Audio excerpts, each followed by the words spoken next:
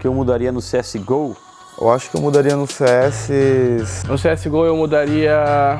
Eu acho que eu mudaria... Nossa, tanta coisa pra mudar no CS.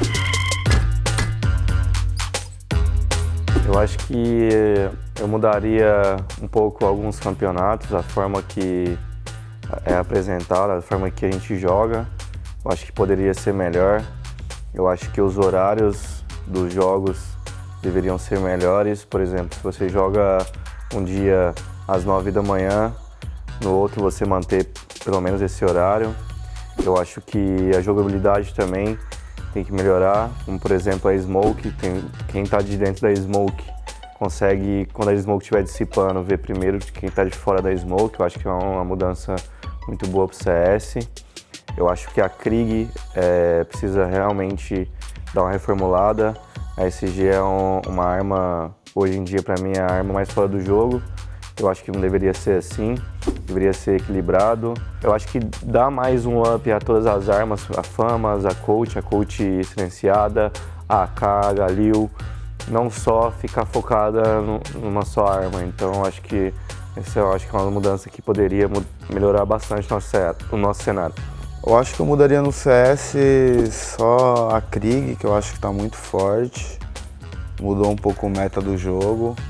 O mesmo modo de campeonato, vou dar um exemplo, a Blast de um jeito, o outro campeonato de um jeito, eu acho que deveria ser um pouco mais padrão. Então, as coisas que eu mudaria no CS.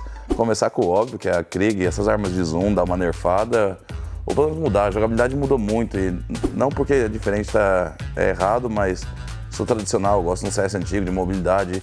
E hoje em dia os jogadores estão tomando muitos duelos que normalmente eles não tomariam, não teria coragem. Então, tirou um pouco do elemento de você pensar tanto, virou muito mais a parte mecânica, que eu entendo que o telespectador isso é legal, mas em termos do jogo dá uma quebrada.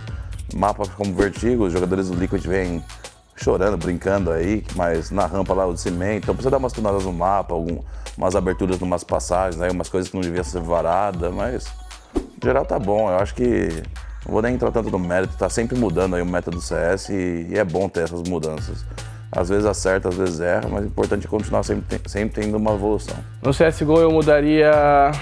Não sei o que eu mudaria na real, acho que o jogo ele tem alguns problemas, lógico tem uns bugs, mas isso não é algo que eu tenho que mudar, algo que vai aparecendo conforme o tempo e vão mudando.